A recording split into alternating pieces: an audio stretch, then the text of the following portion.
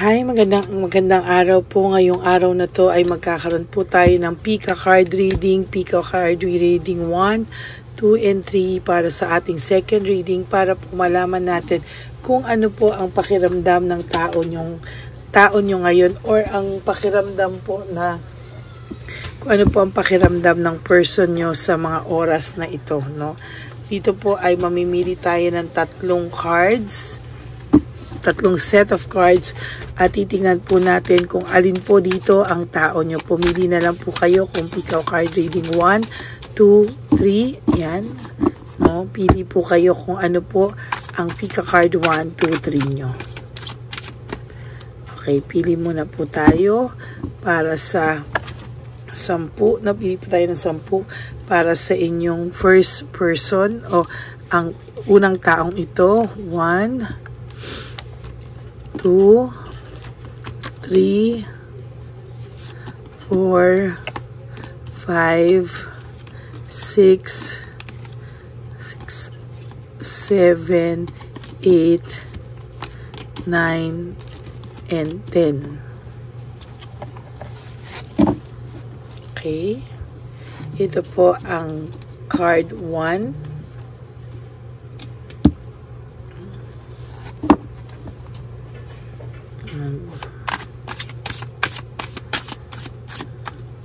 Okay.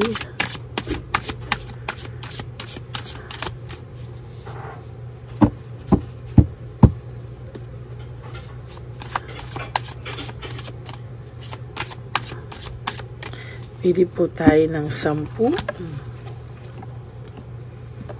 Ulit for card 2. 1, 2, 3, 4, 5, 6, 7, 8, 9, and 10.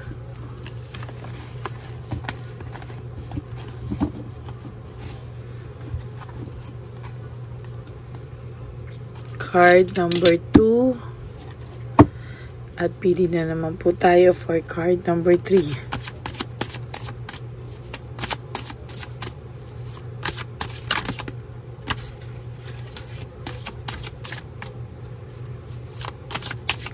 Kung ano pong feelings ng inyong person 1, 2, and 3.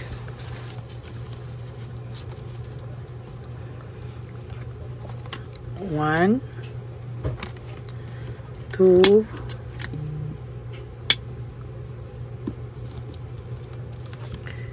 3, 4, 5, 6, 7, 8, 9, and 10.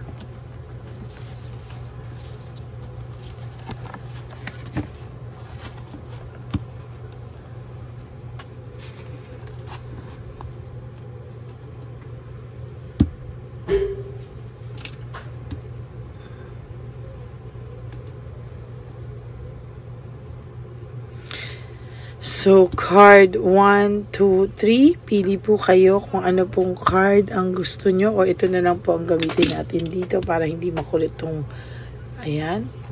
Okay. Pili po kayo between card 1, card 2, and card 3. Simulan na po natin sa card number 1. Itabi lang po natin muna ang card number 2 and 3.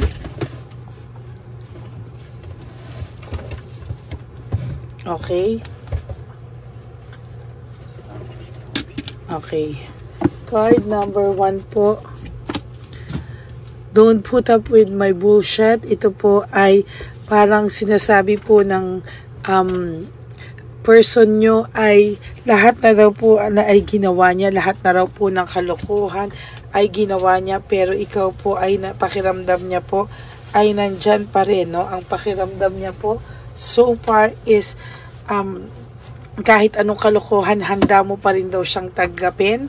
No, parang ang pakiramdam niya po sa iyo ay medyo may pagka-martyr ka daw po, no?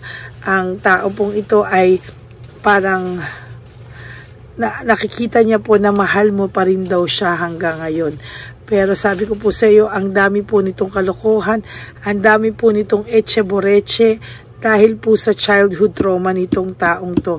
Hindi po siya, sa nakikita ko po, ang taong ito po ay nahihirapan na mag-let go ng bagay-bagay because hindi niya po siya rin kayang tumino, no? Bakit? Kasi po, there is this childhood trauma, no? Growing up, hindi po siya napunta sa masayang pamilya o masayang environment, kaya ganun po ang nangyari sa kanya, sa totoo lang. Ayan, no? Fini-figure out niya po yung sarili niya. Inaaral niya pa rin po yung sarili niya hanggang ngayon. Bakit daw po hindi siya maayos-ayos? Bakit daw hindi siya hindi siya makontento, hindi siya maging maayos, hindi daw po siya maging sapat ang mga minamahal niya sa kanya, no? Lagi daw po siyang kailangan niyang aralin yung kanyang sarili. I wish I could be fully honest with you. Sa nakikita po ng person nyo ay sa nararamdaman po, ng person nyo ay kahit papano gusto niya pong maging honest sa'yo, gusto niya pong sabihin sa inyo ang katotohanan o kanyang nararamdaman, pero hindi niya po magawa. And so far, talagang ipit na ipit po siya sa katotohanan at sa pagpre-pretend lamang, no? These feelings are eating me alive.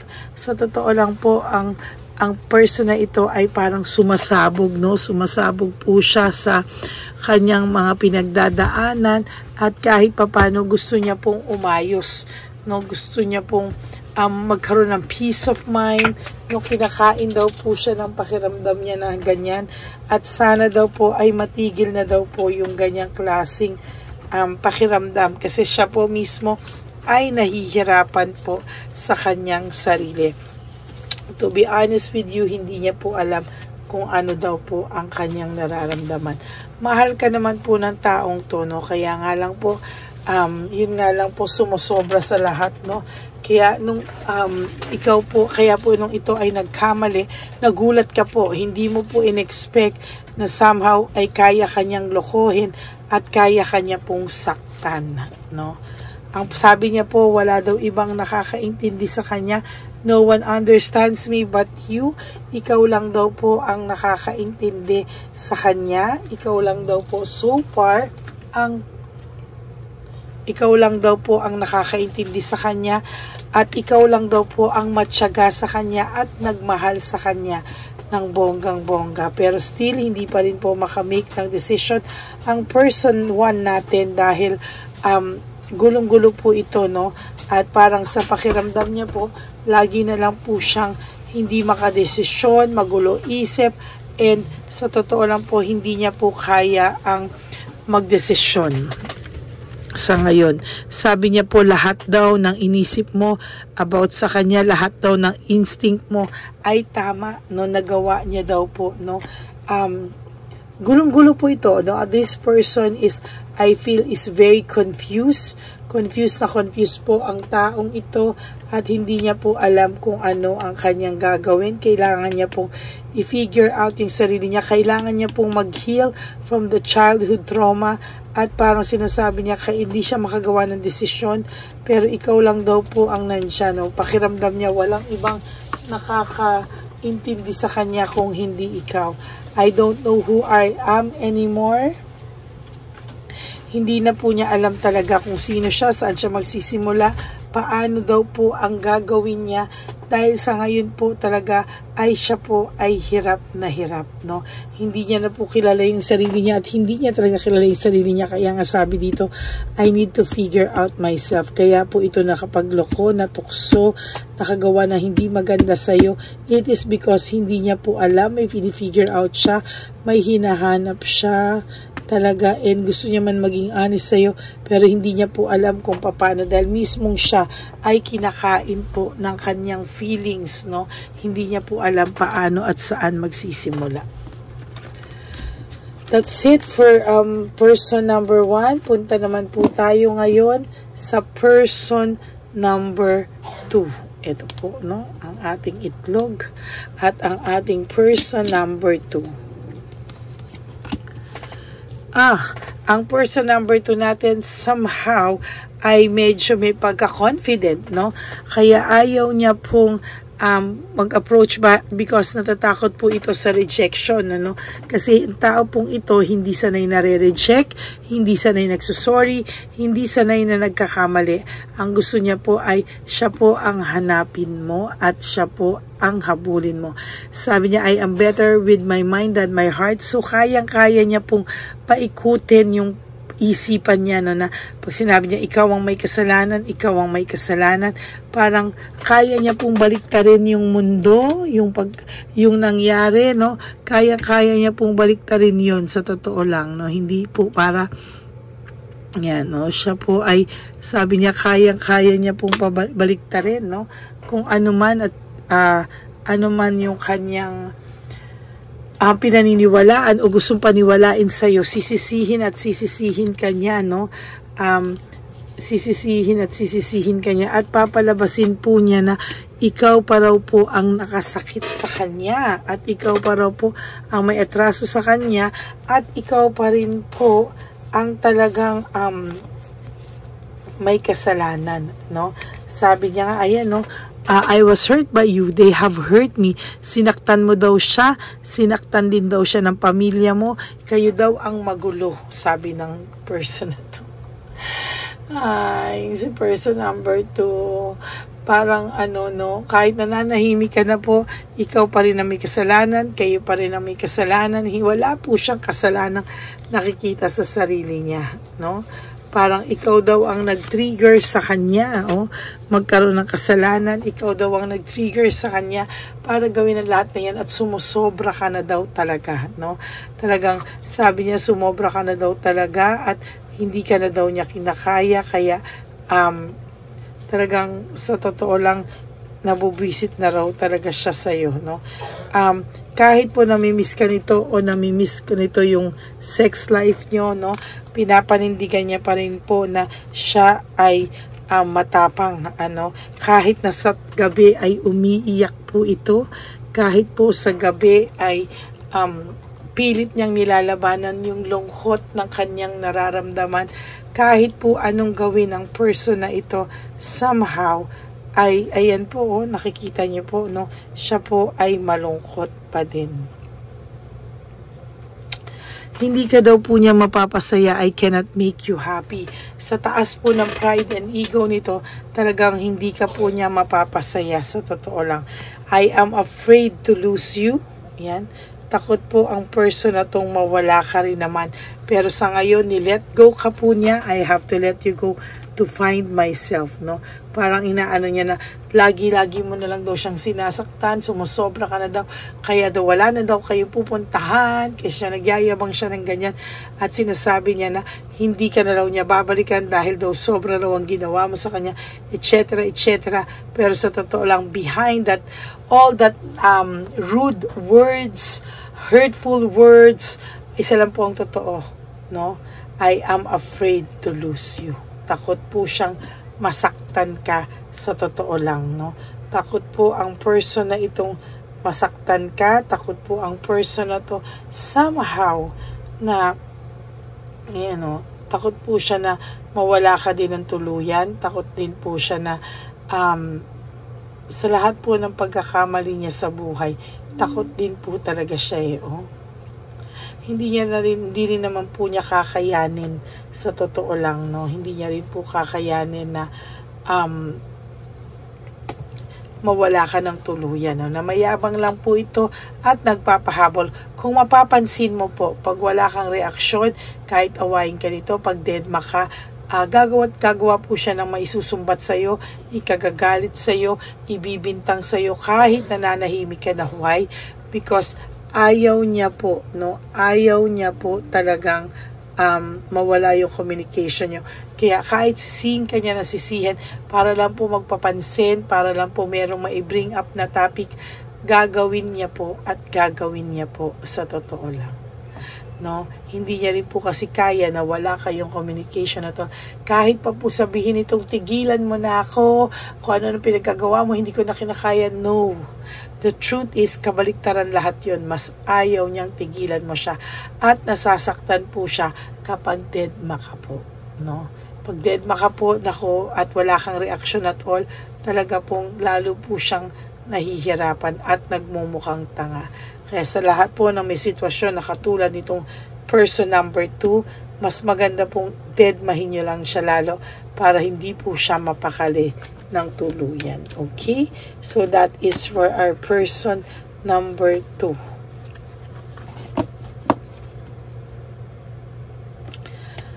For our person number 3, ito na po, no?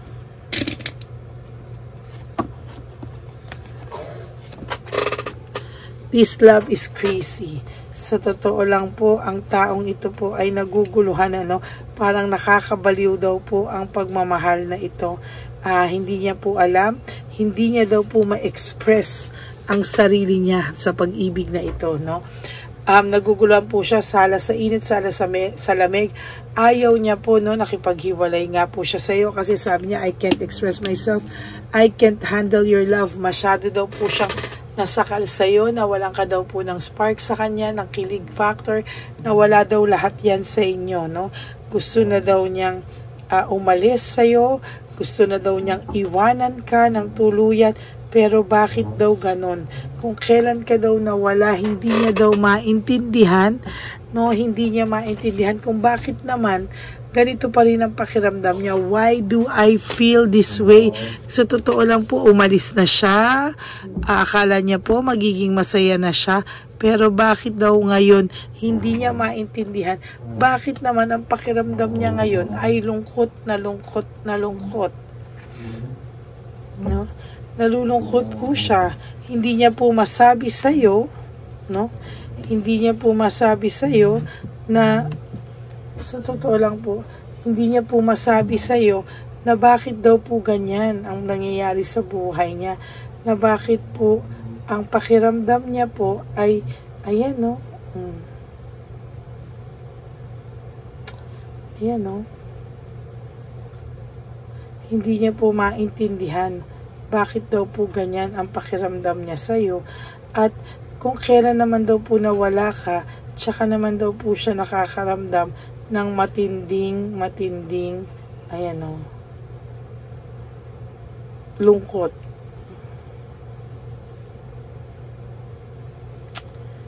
Ayan o. Kung kailan naman daw po, tsaka po siya hindi niya po maintindihan ang pakiramdam niya. Kung kailan po wala ka na, kung kailan po pinalaya mo na sa kanya, tsaka naman po siya nakakaramdam ng ganyan. Oh, ayan.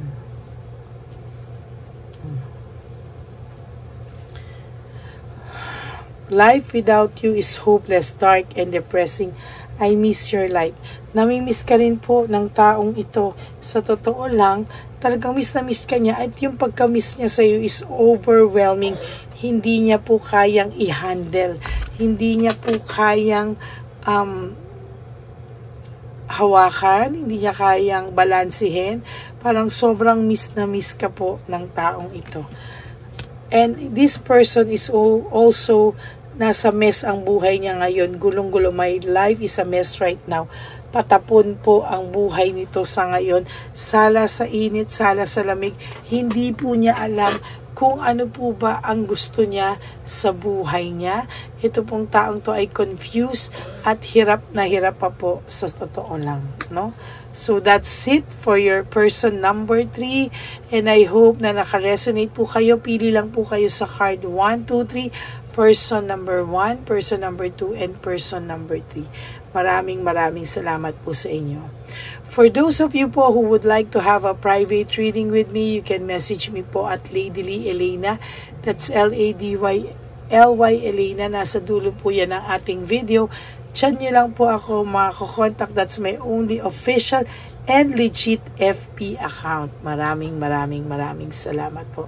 And thank you so much from the bottom of my heart sa lahat po ng hindi mag-i-skip at sa lahat po ng nanood na ng reading natin na 1, 2, 3 kagabi, no? At kahapon, no? At ngayon po yung first reading kanina sa lahat po ng zodiac signs, no? May nag-request po niyan sa akin na nilike ko po kahapon, kaya ayan po, no? Sana po ay natuwa po yung nag-request sa akin yan. Ilang beses na po may nagre-request niyan, kaya pinagbigyan ko na po. No, and for those of you po who will give me a super thanks for this video, I would really love and appreciate it from the bottom of my heart. Maraming salamat po sa inyo, and sana po ay nasa mabuti kayo lahat na kalagayan. Maraming salamat po. Wala pong maliit ng malaking donasyon. Yan po lahat sa super thanks ay atin pong ibibigay sa ating mga street elderly on September 14. Yan po, no? At tayo po ay sa September 14 ay mamimigay sa mga street elderly, no? Na nasa kalye, mga matatandang nagtatrabaho pa din po. At kahit po bagyo, rain or shine, ay magbibigay po tayo. Kahit galing pa po ako sa sakit, tatayo po ako sa araw na yan. Kahit may bagyo, ako po ay magbibigay sa matatanda. Okay? So maraming salamat po sa inyong lahat. Kayo po ay isa sa aking inspirasyon kung bakit pinagpapatuloy ko po ang aking misyon. Salamat po sa lahat na naghahanap sa inyo, sa akin, sa YouTube channel, at patuloy pong nanonood sa akin. At touch na touch po ako sa mga sagot nyo kahapon sa ating comment section. Kung mapapansin nyo po, lahat ay na-like at na-heart ko na po. Kung di pa po ako nakapag-heart at nakapag-like sa inyo, antayin nyo lang po, baka po hindi ko lang po nakita pa, no? Maraming salamat po, and sa aking ever loyal and solid Lady Elena friends, family, and subscribers, I love you all from the bottom of my heart. Please po, no skipping of ads po. And tulong nyo na po yan sa ating channel. Okay? Ang lagi ko naman pong paalala sa inyo, wag po kayo malungkot. Kahit life is too short, don't make it shorter by stressing yourself from all the pains and heartaches na binigay sa inyo na kahapon. Just surrender everything to the divine universe. Just let go and let God write your life and love story. I will be back for another set of reading. Huwag po kayong malungkot, no? Ngayon po. Huwag po kayong malungkot, no? At ako po ay magbabalik sa inyo at magbibigay po ng third reading of the day. Yan. Maraming salamat po. Thank you. And I love you po from the bottom of my heart. Yun lang po, magbabalik po ako at magkita-kita po tayo ulit. Bye!